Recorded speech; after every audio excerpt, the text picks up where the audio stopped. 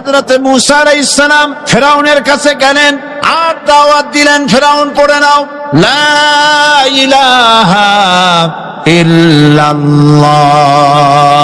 ফেরাউন বলেছে মা আলিমতু লাকুম মিন ইলাহিন গায়রি, আমি তো জানি না আমি ছাড়া আরো কোনো ইলাহ আছে, এ কথা আমার জানা নাই, সুতরাং আমি হচ্ছি ইলাহ আর তুমি বলছো লা ইলাহা। তার মানে হচ্ছে ওই সময় পয়গম্বরেরা, আল্লাহর নবীর সাহাবীরা তারা জানতেন যে আমরা কিসের দাওয়াত দেই, আর যারা শুনতো তারাও বুঝতো কিসের দাওয়াত শুনতেছি। তখন হযরতে মূসা আলাইহিস সালাম দিলেন, ফেরাউন বলল আমি তো জানি না যে আমি ছাড়া আরো কোন ইলাহ আছে, আইনদাতা তো আমি, তুমি নতুন কোথা থেকে আইনদাতা নিয়ে আসছো? ফেরাউন বলছে দেখো আমারে বাদ দিয়া যদি অন্য কাউকে ইলাহ বলে তুমি মানো আর সেই শিক্ষা যদি যে জাতিকে দাও, তাহলে আমি তোমাকে ধরে লাআজআলান্নাকা মিনাল মাসজুনিন, আমি তোমাকে কারারুদ্ধ করব, আমি তোমাকে জেলখানায় ঢুকিয়ে দেব।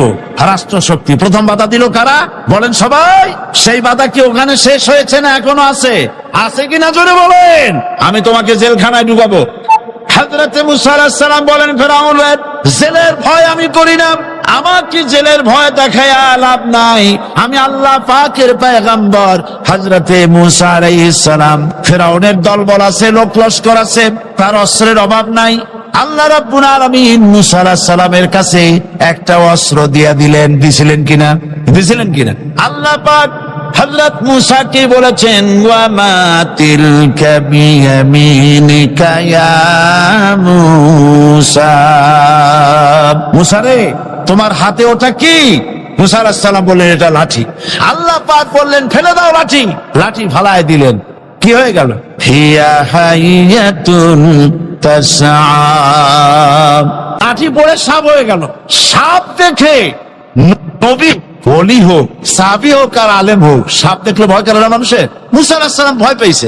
আল্লাহ রাব্বুল আলামিন হযরত মূসাকে শোনায় দিলেন খুযহা ওয়া লা তাখাফ সানুঈদুহা সিরাতাহাল উলা, খুব ধরো, লা তাখাফ ভয় পেও না। আল্লাহ বলছেন ধরো, ভয় পেও না। ধরার সঙ্গে সঙ্গে স্বাভাবিক অবস্থায় ফিরে আসবে, আবার লাঠি হয়ে যাবে। এখন আল্লাহ বলছেন ধরো, মূসা আলাইহিস সালাম কি ভয় পাওয়া উচিত হবে? মূসা আলাইহিস সালাম কি ভয় পাইছিলেন? কারণ হচ্ছে এই দুশমনের শক্তিটা খুব বড়ই দেখা যায়, মনে হয় যেন অনেক বড় কি জানি কি। আল্লাহ পাক বলছেন ইন্না কাইদাশ শায়তানে কানা দাঈফা, শয়তানের চক্রান্ত যতই তুমি মনে করো অনেক ষড়যন্ত্রের জাল বিস্তার হয়ে আছে, আল্লাহ কয় কিছুই না, দাঈফা অত্যন্ত দুর্বল। আল্লাহ পাক বললেন ধরো, মূসা আলাইহিস সালাম সাপ ধরলেন, সঙ্গে সঙ্গে লাঠি হয়ে গেল। ফেরাউন বরদাস্ত করলো না, রাষ্ট্রশক্তির পক্ষ থেকে আক্রমণ শুরু হলো। অপরাধ কি? মূসা আলাইহিস সালামের অপরাধ কি অপরাধ? মাশাআল্লাহ বুঝতে পেরেছেন। অপরাধ হচ্ছে তিনি বলেছেন লা ইলাহা, জোরে বলেন লা ইলাহা ইল্লাল্লাহ। এই কালেমাকে আজ আমরা ভিক্ষার বুলি বানাইছি। এটা হলো সার্বভৌমত্বের বুলি, এটা হচ্ছে আল্লাহ পাকের সার্বভৌমত্বের কথা। এই কালেমার এর আঘাত পয়গম্বররা মেরেছেন। হযরতে মূসা আলাইহিস সালাম যখন বলেছেন লা ইলাহা ইল্লাল্লাহ, এই ধাক্কা ফেরাউন বরদাস্ত করতে পারে নাই। দরিয়ায় নীলের ভিতরে আল্লাহ পাক ডুবাই শেষ করে দিয়েছেন, দেন নাই? হযরতে মূসা আলাইহিস সালাম তার উম্মতেরা দরিয়ার পাশে বসে দ্বীনি কথাবার্তা বলতেছেন। এমন সময় ফেরাউন, তার শত্রু হচ্ছে মূসা আলাইহিস সালাম। শত্রু কেন? মূসা কি ফেরাউনের পাকা ধানে মই দিয়েছে নাকি? বলেন আপনারা। তার হালের গরু পিটায় মারছে নাকি? অপরাধ হলো তিনি আল্লাহর জমিনে আল্লাহর আইন প্রতিষ্ঠার কথা বলেছেন। এই শুধুমাত্র এই অপরাধে ফেরাউন তার দলবল নিয়ে 3 দিক থেকে আক্রমণ করেছে। মূসা আলাইহিস সালামের উম্মতেরা ভয় পেয়ে গেছেন। তারা বলছেন ইন্না লামুদরাকুন, আমরা পাকড়াও হয়ে গেছি। 3 দিকে সারাশি আক্রমণ, 3 দিকে শত্রু, একদিকে দরিয়া, পালাবার রাস্তা আছে? হযরত মূসা আলাইহিস সালাম ভয় পেয়ে গেলেন, সারেন্ডার করলেন না। হযরত মুসা আলাইহিস সালাম বললেন, কাল্লা, কখনো নয়, ভয় পাওয়ার কোনো কারণ নাই। রব্বি সায়াহদিন, অবশ্যই আমার রব আমার জন্য রাস্তা করে দিবেন, ভয় পাইও না, আমার রব রাস্তা করে দিবেন। আল্লাহ রাব্বুল আলামিন হযরত মুসা আলাইহিস সালামকে অর্ডার করলেন, হাতের লাঠি দিয়া দরিয়ার উপর আঘাত করো। হযরত মুসা আলাইহিস সালাম দরিয়ার উপর আঘাত করলেন।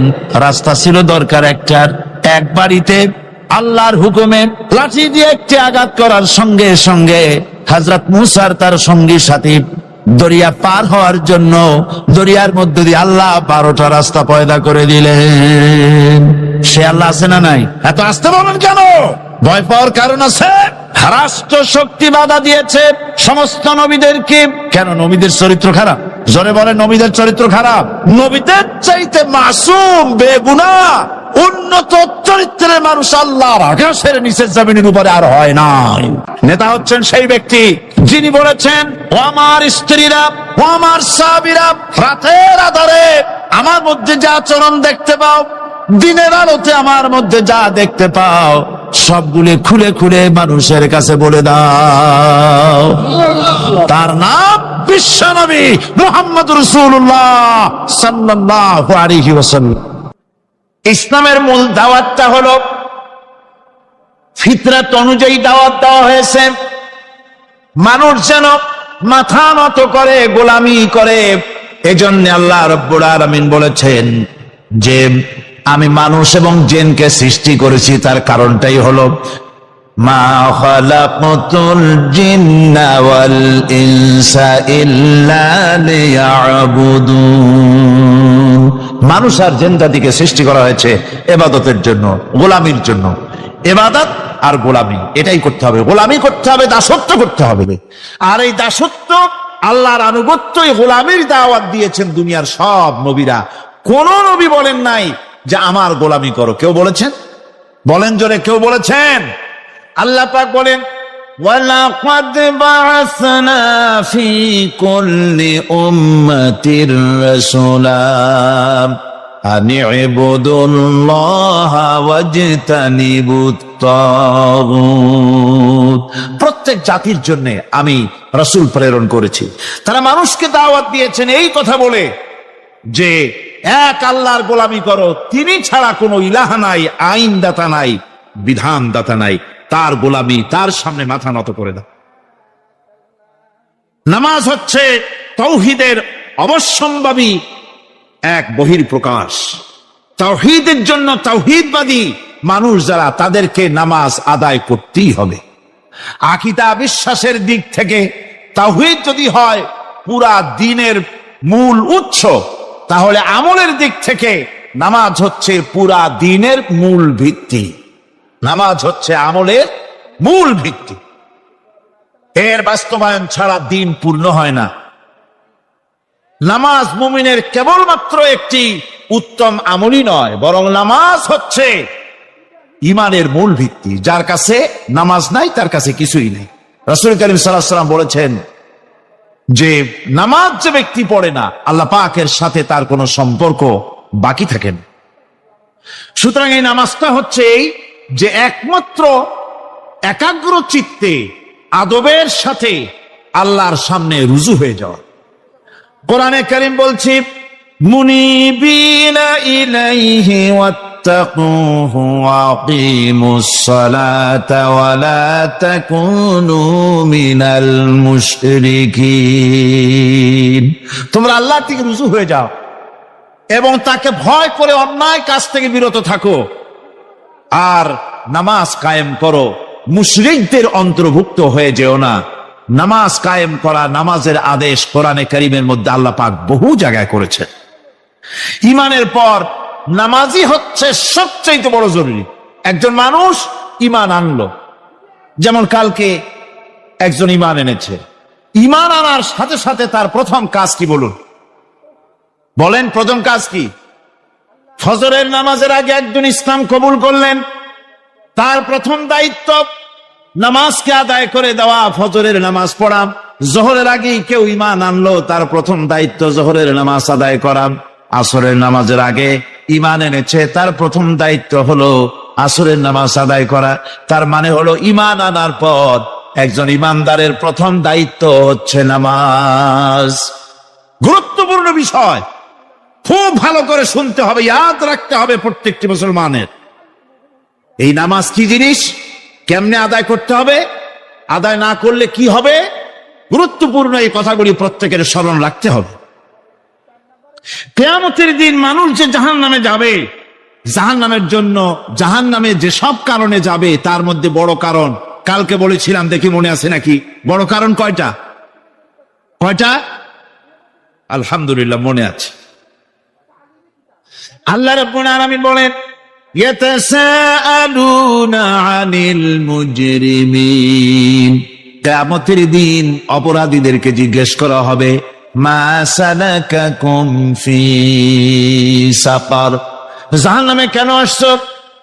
জবাবে তারা বলবে, ক্বালু লাম নাকু মিনাল মুসাল্লিনা ওয়া লাম নাকু নুতঈমুল মিসকিন, নামাজ পড়ি নাই আর এতিম মিসকিনদের খেতে দেই নাই, এই কারণেই জাহান্নামে এসেছি। কল নাউযুবিল্লাহ।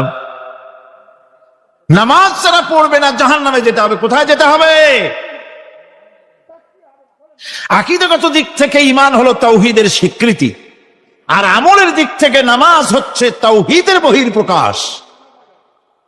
আপনি মুসলমান তা প্রমাণ হবে নামাজ দিয়ে। নামাজহীন ঈমানের দাবি মূল্যহীন। যার নামাজ নাই তার ঈমানের দাবি করার কোনো মূল্যই নেই। অনেক এরকম কথা বলে, হুজুর আমি মানুষটা নিতান্ত খারাপ না, যাই মনে করে, গ্রামে রাস্তা বানাইছি, ব্রিজ করে দিয়েছি, কালভার্ট করেছি, এতিম মিসকিনদের তাও মাঝে মধ্যে খাবার দেই, বিধবারে কাপড় চোপড় দেই, মানুষটা আমি নিতান্ত খারাপ না, তবে এই মাঝে মধ্যে একটু নামাজ পড়ি না, তাতে কি আমার ঈমান নষ্ট হয়েছে? আমি বলি, ভাই ঈমানই তো নাই, নষ্ট হবে কি? ঈমান থাকলে না নষ্ট হবে? ঈমান নাই। সুতরাং একজন মুসলমান যদি নামাজ না পড়ে নিজেকে মুসলমান বলে দাবি করার কোন হক তার নাই, দাবি করার অধিকার নাই। নামাজ হচ্ছে জিন্দেগি, নামাজটাই মূলত জিন্দেগি। নামাজটা কি? জিন্দেগি। আল্লাহ রাব্বুল আলামিন শেখাচ্ছেন, কুল ইন্না সালাতি ওয়া নুসুকি ওয়া মাহইয়ায়া ওয়া মামাতি লিল্লাহি রাব্বিল আলামিন। মুহাব্বতের সাথে সবাই পড়েন, কুল ইন্না সালাতি ওয়া নুসুকি ওয়া মাহইয়ায়া ওয়া মামাতি লিল্লাহি রাব্বিল আলামিন। বলো আমার নামাজ, বলো আমার নামাজ, আমার কোরবানি, আমার হায়াত, আমার মত সবকিছুই আল্লাহ রব্বুল আলামিনের জন্য নিবেদিত। আমার বেঁচে থাকা, আমার মরে যাওয়া সব আল্লাহর জন্য।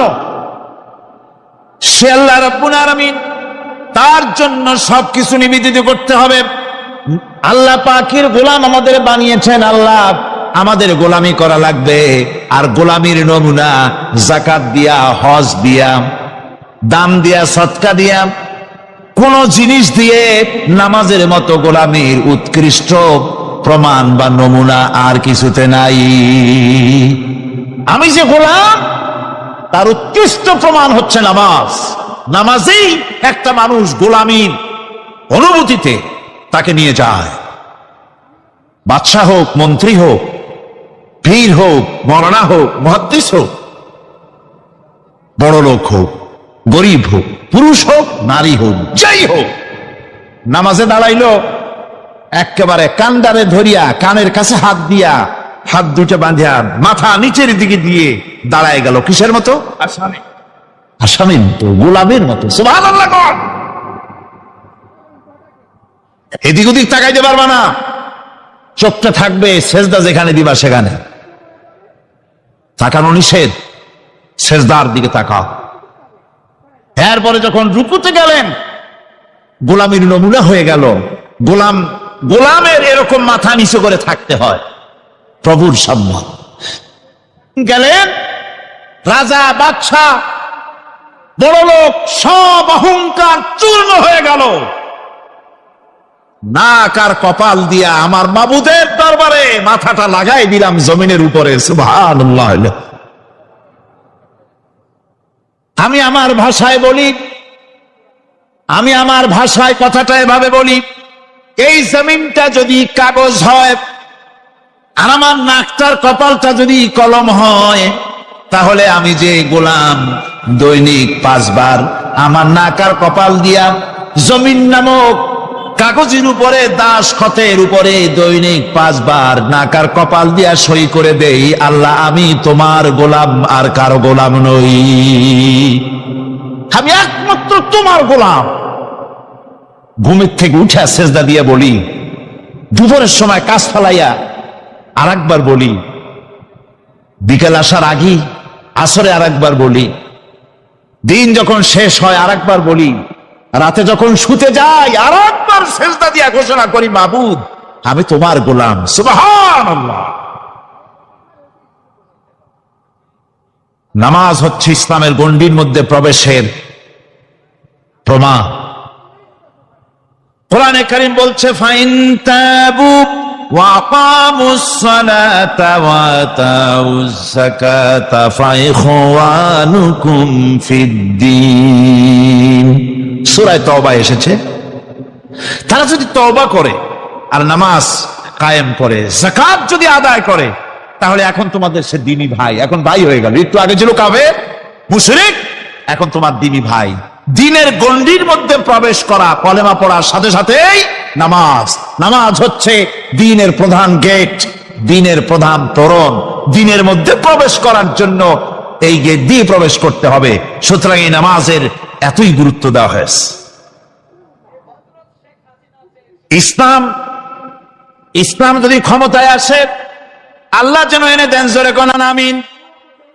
ইসলাম যদি ক্ষমতায় এসে যায়, রব্বুল আলামিন তাফসীরে মাহফিল কোরআন সামনে নিয়ে আশা করে তোমার দরবারে দোয়া করি, এই বিশাল জনসমুদ্রের দোয়া কবুল করো মাবুদ গো, এই বাংলাদেশকে ইসলামের দেশ বানাইয়া দাও। দেশটা যদি ইসলামের হয়ে যায়, আইন যদি আল্লাহর হয়, শাসন যদি সৎ লোকেরা করে, রব্বুল আলামিন কোরআন শরীফে বলেন, তাহলে তারা 4টা কাজ করবে। আল্লাযীনা মাক্কান্নাহুম ফিল আরদ আকামুস সালাতা ওয়া আতাউজ যাকাত ওয়া আমারু বিল মা'রুফি ওয়া নাহাউ আনিল মুনকার। মুমিনেরা ক্ষমতা এসে প্রথম যে কাজটা করবে, প্রথমে ক্ষমতা এসেই নামাজ বাধ্যতামূলক করবে। প্রথম কি? ওয়াজ নসিহতে অনুরোধ করা হবে না, বাবাজিরা আল্লাহর রাস্তায় নামাজটা পড়ে না। রেডিও এবং টেলিভিশনের মাধ্যমে রাষ্ট্রপ্রধান অর্ডার করে দিবেন, আজ থেকে বাংলাদেশের 12 কোটি তাওহীদি জনতা, নারী পুরুষ যারা আকেল বালিগ, সকলের জন্য নামাজ বাধ্যতামূলক, নামাজ পড়তেই হবে। এটা অর্ডার। বেলা যখন 1টা বেজে যাবে, বেলা যখন 1টা বাজবে, সমস্ত মসজিদে আজান শুরু হয়ে যাবে। আজানের সাথে সাথে অফিস, আদালত, কল কারখানা, ক্ষেত খামার, শিক্ষাঙ্গন সব ডেডলক হয়ে যাবে। আধা ঘন্টার জন্য বন্ধ হয়ে যাবে। যারা মুসলমান অফিসে, কলেজে, ইউনিভার্সিটিতে, সর্বত্র তারা নামাজের জন্য প্রস্তুতি নেবেন। আধা ঘন্টার ভিতরে নামাজ আর খানা সেরে আবার কলেজ চলবে, বিশ্ববিদ্যালয় চলবে, কল চলবে, কারখানা চলবে, ক্যান্টনমেন্ট চলবে, সেক্রেটারিয়েট চলবে, সব আপন গতিতে চলতে থাকবে। আল্লাহর রহমত, বরকত আকাশ ফেরে নাজিল হয়ে যাবে। আর এই অর্ডার যে দেওয়া হবে, নামাজ পড়বেন, সেখানে থানায় যখন আজান হবে, থানায় আজান হয়ে গেছে, থানার স্টাফ, পুলিশ যারা আছে জামাতে খাড়া হয়ে যাবে, ইমামতি করবেন ওসি সাহেব। এসপির অফিসে এসপি সাহেব ইমামতি করবেন, ডিসি সাহেব তার অফিসে ইমামতি করবেন, মন্ত্রী সেক্রেটারিয়েট ইমামতি করবেন, প্রেসিডেন্ট বঙ্গভবন ইমামতি করবেন, বিশ্ববিদ্যালয়ের ভাইস চ্যান্সেলরের ইমামতিতে সে জায়গার মুসলমান ছাত্র ছাত্রী, শিক্ষক শিক্ষয়িত্রী এক জামাতে নামাজ আদায় করবে। এই যদি হয় চিত্র দেশের, অপরাধ থাকবে? থানায় ওসি সাহেব নিজেই যদি জামাতের ইমামতি করেন, এইভাবে নামাজ আদায় করেন পুলিশদের নিয়ে জামাতে, ঘুষ আর খাবে তারা? এসপি সাহেবের অফিসে, ডিসি সাহেবের অফিসে মন্ত্রীরা যদি এভাবে নামাজ কায়েম করে, তাহলে কি অন্যায় অপরাধ কিছু থাকবে সমাজে? থাকবে না। সুতরাং নামাজ বাধ্যতামূলক করে দেওয়া হলো। নামাজ বাধ্যতামূলক, সকলকে নামাজ পড়তে হবে। নামাজ হচ্ছে অপকর্মের প্রতিবন্ধক। নামাজ পড়লে অন্যায় কাজ থেকে বাঁচার পর, অন্যায় থেকে বাঁচাই কিসে? নামাজ। আল্লাহ রাব্বুল আলামিন বলেন, উতলু মা উহিয়া ইলাইকা মিনাল কিতাবি ওয়া আকিমিস সালাম ইন্নাস সালাতা তানহা আনিল ফাহশাই ওয়াল মুনকার। হে নবী, এই কিতাব তেলাওয়াত করো যা তোমার প্রতি অবতীর্ণ করা হয়েছে, এই কিতাব তেলাওয়াত করো আর নামাজকে প্রতিষ্ঠা করো। নিঃসন্দেহে নামাজ মানুষকে পাপাচার থেকে বাঁচায়া দেয়। অশ্লীলতা, পাপাচার থেকে মানুষকে বাঁচায় কে? জোরে চিল্লায় কোন কে? নামাজ। এই নামাজ মানুষকে অন্যায় কাজ থেকে বাঁচায় দেয়। নামাজ যে মানুষকে অন্যায় কাজ থেকে বাঁচায়, কেমনে বাঁচায়? আমরা যে নামাজ পড়ি, এই নামাজে তো আমাদেরকে অন্যায় কাজ থেকে বাঁচাইতে পারে না। নামাজি বহুত মানুষ আছে অন্যায় করে, করে কিনা কন? না করে না? করে। নামাজি অথচ অন্যায় করে। আর আল্লাহ বলছেন নামাজিকে, নামাজ তাকে অশ্লীলতা থেকে ফিরায়। তাহলে কথা কারটা ঠিক? আল্লাহটা। জোরে বলেন কারটা ঠিক? অবশ্যই আমার আল্লাহর কথা হক। প্রথম যে কথাটা সেটা হচ্ছে এই যে আমরা যা নামাজে পড়ি আমরা তা বুঝি না। কথা ঠিক কিনা? আমি যদি এখন প্রশ্ন করি সামি আল্লাহু লিমান হামিদা অর্থ কি কোন? ফার্স্ট ডিভিশনে কয়েকটা লেটার নিয়ে ফেল করবেন এরকম লোক আছেন না নাই? সুবহান রাব্বিয়াল আলা অর্থ কি জানি না। সুবহান রাব্বিয়াল আযীমের অর্থ কি জানি না। দোয়া কুনুত অর্থ কি জানি না। তাশাহুদ অর্থ কি জানি না। সূরা ফাতিহার অর্থ কি জানি না। এমন কি উযুর মধ্যে কয়টা ফরজ তা অনেকের জানা নাই। কথা কি বেশি বললাম না ঠিক বলছি? একজনের জিজ্ঞেস করলো, মিয়া উযুতে কয় ফরজ? হুজুর কি মনে করেন যে বুঝি জানি না? এটা তো সাধারণ ব্যাপার, বলেন না কয় ফরজ? উযুতে তো 17 ফরজ। কি কি? হাত ধোয়া, পাও ধোয়া, মুখ ধোয়া, নাক ধোয়া, চোখ ধোয়া, জিহ্বা ধোয়া, মাথা ধোয়া। বলতে বলতে গুনে দেখা গেল প্রায় 19টার মতো বলছে। বলা হলো, মিয়া বললেন আপনি উযুতে ফরজ 17টা, কইলেন আপনি 19টা। কয় হুজুর জানি আরো, বলি না আপনাদের ভয়তে। উযু জানে না, নামাজ জানে না, তাকে এই নামাজ কেমনে ফিরাবে অন্যায় কাজ থেকে? কথা বুঝতে পেরেছে? নামাজে আল্লাহু আকবার বললাম, এরপরে সানা পড়লাম, তারপরে সূরা ফাতিহা পড়লাম। সূরা ফাতিহার ভিতরে যে সমস্ত কথাগুলি বললাম সেই কথাগুলি বুঝি না, কি বলেছি তাও জানি না। এরপরে সুবহান রাব্বিয়াল আলা বলেছি, সুবহান রাব্বিয়াল আযীম বলেছি, সামি আল্লাহু লিমান হামিদা বলেছি, অর্থ কি জানি না। আল্লাহ তা শুনতে পান, যে ব্যক্তি আল্লাহর প্রশংসা করেন তিনি তা শুনতে পান। নামাজের মধ্যে আইডিয়া দেওয়া হচ্ছে, তুমি যে আল্লাহর জন্য নামাজ পড়তেছো, প্রশংসা করতেছো, এটা এমন নয় যে আল্লাহ পাক দেখছেন না বা শুনতেছেন না। তুমি যা বলতেছো, প্রশংসা করতেছো, আল্লাহ পাক তা শুনতে পাচ্ছেন। সামি আল্লাহু লিমান হামিদা। সুবহান রাব্বিয়াল আলা। আমি মহান সর্বশ্রেষ্ঠ আল্লাহ রাব্বুল আলামিনের পবিত্রতা ঘোষণা করছি, আমি তার প্রশংসা করছি। সূরা ফাতিহার কি আমরা বলি আপনারা ব্যাখ্যা দেখে বুঝে নিয়েন, সেগুলি আমি এখানে বলে বাকি কথা সব শেষ করতে পারবো না। নামাজে কি পড়েন সেটা যদি জানতেন অবশ্যই আল্লাহ রাব্বুল আলামিনের কথা কার্যকরী হয়ে যেত। ইন্নাস সালাতা তানহা আনিল ফাহশাই ওয়াল মুনকার। নামাজ মানুষকে পাপের কাজ অশ্লীলতা থেকে ফিরাতে পারে। আল্লাহ ইন্না বসায়ছেন, নিশ্চয়ই, বেশক, অবশ্যই নামাজ পাপ থেকে ফিরাবে। কিন্তু কেমনে ফিরাবে নামাজ তো বুঝি না, নামাজ তো বুঝি না। খালি সেজদা দেয় জনমের মতো। আর সেজদা কি? নামাজে যদি দেখে ইমাম দেরি করতেছে, আত্তাহিয়াত পড়তে দেরি হয়ে যাচ্ছে, পিছন থেকে সিগন্যাল মারে,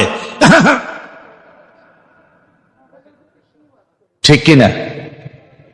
বেয়াদব, বেয়াদব। তোমার নামাজ, তোমার আত্তাহিয়াত আগে শেষ হয়েছে, তাতে কি হয়েছে? চুপ করে বসে থাকো। ইমামকে কাশি দিয়া সতর্ক করার অধিকার তোমার নাই। যদি ইমামকে সতর্ক করার জন্য কাশি দিয়ে থাকো, তোমার নামাজ ফাসেদ হয়ে যাবে। এটা ফাজলামি করার জায়গা না, এটা নামাজ। এর নাম কি? ধীরে সুস্থে নামাজ পড়তে হবে। অনেকে মসজিদটারে মনে করে জেলখানা। ঢুকতে যত দেরি, বেরোতে পারলে যেন বাসে যান ছটফট করে। সিনেমার মধ্যে গিয়ে ঘন্টার পর ঘন্টা বসে থাকে, খারাপ লাগে না? মসজিদে কেরাত যদি একটু লম্বা পড়ে, পিছনে বসে খালি কি যে করে, মনে মনে বলতে থাকে যে ইমাম এমন কাঁচা ছাড়া ছাড়ি না। আর গান যখন শোনে, শুনতেই থাকে। কত মজা, ঘুম আসে না। নাউজুবিল্লাহ। সুতরাং নামাজে কি পড়েন সেটা আপনাকে বুঝতে হবে। সঠিকভাবে নামাজ পড়ার পরও যদি কোন মানুষের সঠিকভাবে, ভালো করে শোনেন, সঠিকভাবে নামাজ পড়ার পরেও যদি কোনো মানুষ পাপের থেকে না ফেরে, তাহলে বুঝতে হবে একথা, পানি আর সাবান দিয়া কাপড় ধুলে কাপড়ের ময়লা যাবে, কিন্তু পানি আর সাবান দিয়া কয়লা জনমের মতো ধুইলেও কয়লার ময়লা যাবে না। কথা বুঝে আসছে? এর থেকে আর উত্তম দৃষ্টান্ত আমার কাছে নাই। নামাজ পড়ার পরেও যদি চরিত্র ভালো না হয়, বুঝতে হবে নামাজ হচ্ছে না, কাঙ্ক্ষিত মানের নামাজ আদায় হচ্ছে না। আল্লাহর নবী বলেছেন, যার নামাজ পাপ কাজ হতে ফিরাতে পারলো না, তার নামাজ নামাজি নয়। আবার শুনুন, রাসূল বলছেন, যার নামাজ তাকে পাপের কাছ থেকে ফিরাতে পারলো না, তার নামাজ নামাজ নয়, ওটি নামাজ হয় নাই, যার জন্য তার পাপ থেকে তারে ফিরাইতে পারছে না। আর কিয়ামতের দিন বেনামাজিরা সবচাইতে বেশি অপমানিত হবে। সবচাইতে বেশি অপমানিত হবে কারা? বেনামাজিরা। কিভাবে?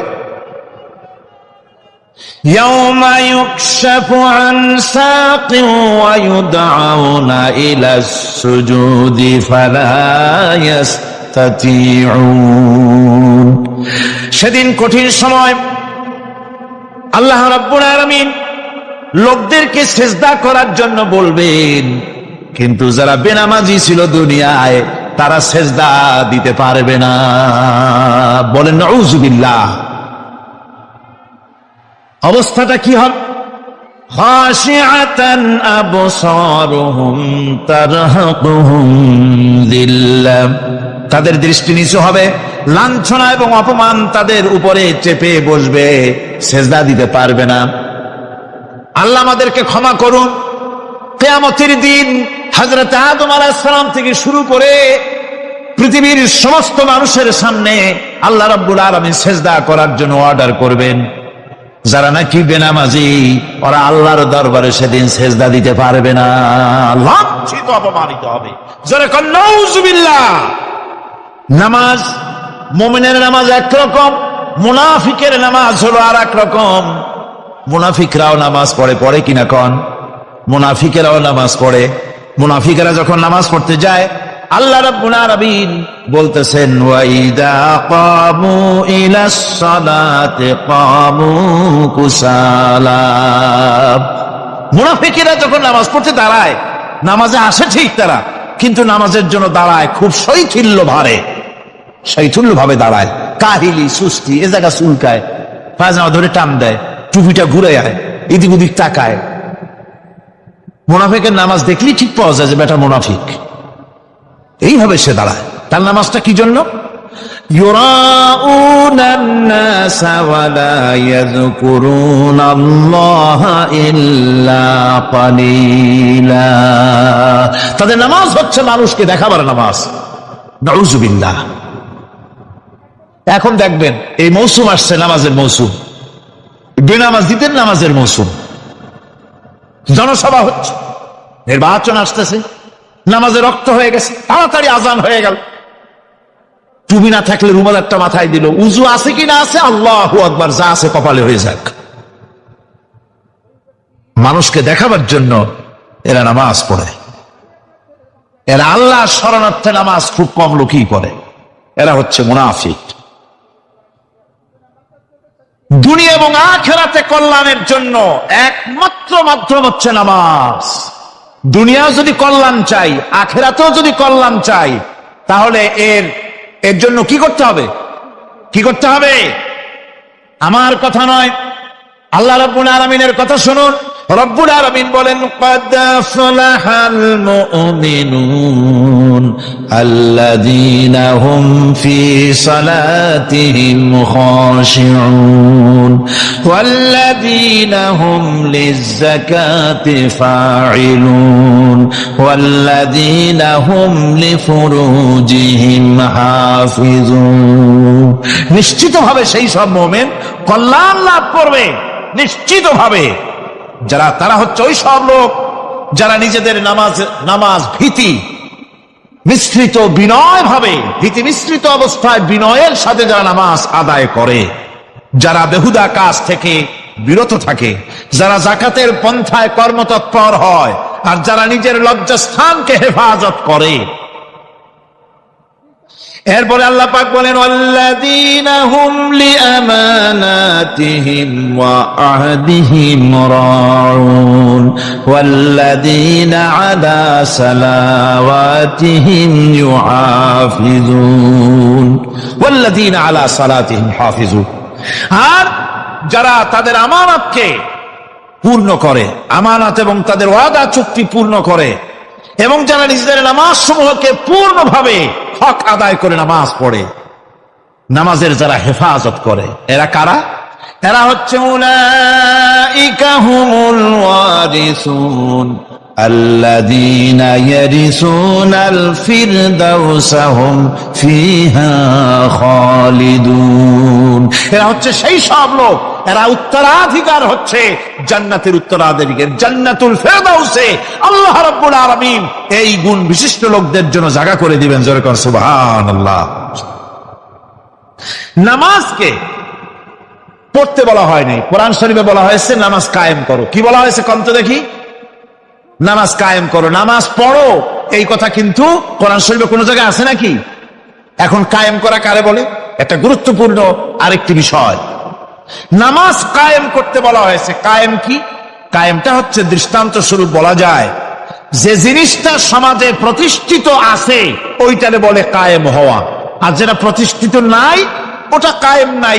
কায়েম মানে হলো প্রতিষ্ঠিত থাকা। যেমন আমাদের দেশে, আমাদের সমাজে নারী পুরুষ শিশু বৃদ্ধ সকলেই কাপড় পরা, শাড়ি পরা, লুঙ্গি পরা, এই কাপড় পরাটা কায়েম আছে, প্রতিষ্ঠিত আছে না নাই? যার কারণে কাপড় পরা সমাজে কায়েম আছে বলে উলঙ্গ মানুষ সমাজে খুঁজে পাওয়া যায় না, পাগল ছাড়া, ঠিক কিনা? একটা বাচ্চাকেও যদি উলঙ্গ হতে বলেন এখানে, 5 বছর 6 বছর একটা বাচ্চাকেও, সে কিন্তু রাজি হবে না, ঠিক কিনা? যেহেতু কাপড় পরা সমাজে প্রতিষ্ঠিত আছে, সেহেতু উলঙ্গ মানুষ পাওয়া যায় না, কাপড় পরাটাই এখানে প্রতিষ্ঠিত। সুতরাং এখন অবস্থাটা এই হয়েছে, কাপড় পরা প্রতিষ্ঠিত আছে বলে কোন উলঙ্গ মানুষ এসে যদি এই মঞ্চে দাঁড়ায় আর বলে আমাকে একটু বক্তৃতা করতে দেন, আপনারা কি করবেন? মঞ্চে তো উঠতেই দিবেন না। উলঙ্গ মানুষ যদি কোনো চাকরি নিতে যায় ইন্টারভিউতে, তাকে লাইনে দাঁড়াইতে দেবে? দেবে না। এমনকি উলঙ্গ হয়ে যদি বাড়িতে প্রবেশ করে, তার বউ দূর দূর করে তাড়ায় দেবে, ঠিক কিনা? যেহেতু সমাজের ভিতরে কাপড় প্রতিষ্ঠিত আছে, সেই জন্য এই উলঙ্গ মানুষ পাওয়া যায় না। অনুরূপ ভাবে নামাজ যদি প্রতিষ্ঠিত হতো সমাজের ভিতরে, তাহলে বেনামাজি খুঁজে পাওয়া যেত না। চাকরি করতে গেলে সেখানে নামাজ মানদণ্ড হয়ে যেত, নামাজ পড়ে কিনা তা দেখে নেওয়া হতো। বেনামাজি লোক পাওয়াই যেত না যদি প্রতিষ্ঠিত থাকতো। প্রথম প্রশ্নই হতো তুমি নামাজ পড়ো কিনা। ইলেকশনে যদি একজন উলঙ্গ মানুষ এসে দাঁড়ায়, ভাইরা এবার আমার বোতল মার্কা বাক্স, উলঙ্গ মানুষ এসে ভোটে দাঁড়াইছে, আপনারা ভোট দিবেন? দিবেন। ওই যে কাপড় প্রতিষ্ঠিত আছে বলে, লুঙ্গি প্রতিষ্ঠিত সমাজে আছে বলে উলঙ্গ মানুষকে আপনি ভোট দিবেন না। নামাজ যদি প্রতিষ্ঠিত থাকতো সমাজে, বেনামাজি মানুষ যদি এসে মঞ্চে দাঁড়ায়া যতই বলতো আমি ক্ষমতায় গেলে এই করব সেই করব, নামাজ প্রতিষ্ঠিত থাকলে পরে বেনামাজিরে কেউ ভোট দিত না। নামাজ যদি প্রতিষ্ঠিত থাকতো তাহলে অফিসের অফিসার তো দূরের কথা, বেনামাজি অফিসের ঝাড়ুদারের চাকরিও তার কিসমতে যুক্ত না, যদি নামাজ প্রতিষ্ঠিত থাকতো। এর নাম হলো নামাজ কায়েম হওয়া। নামাজ কায়েম থাকলে এই অবস্থার সৃষ্টি হতো। এই জন্য আল্লাহ পাক বলেছেন নামাজকে কায়েম করতে হবে। নামাজ হবে সব ভালো কাজের মানদণ্ড। সমস্ত ভালো কাজের মানদণ্ড কি? নামাজ। নামাজ আমাদেরকে বড় রকমের শিক্ষা দেয়। কি শিক্ষা দেয়? নামাজ আমাদের শিখায় ঐক্য আর ভ্রাতৃত্ব। ভ্রাতৃত্বের আর ঐক্যের শিক্ষা দেয়। এক নেতার আনুগত্য করা শিখায়।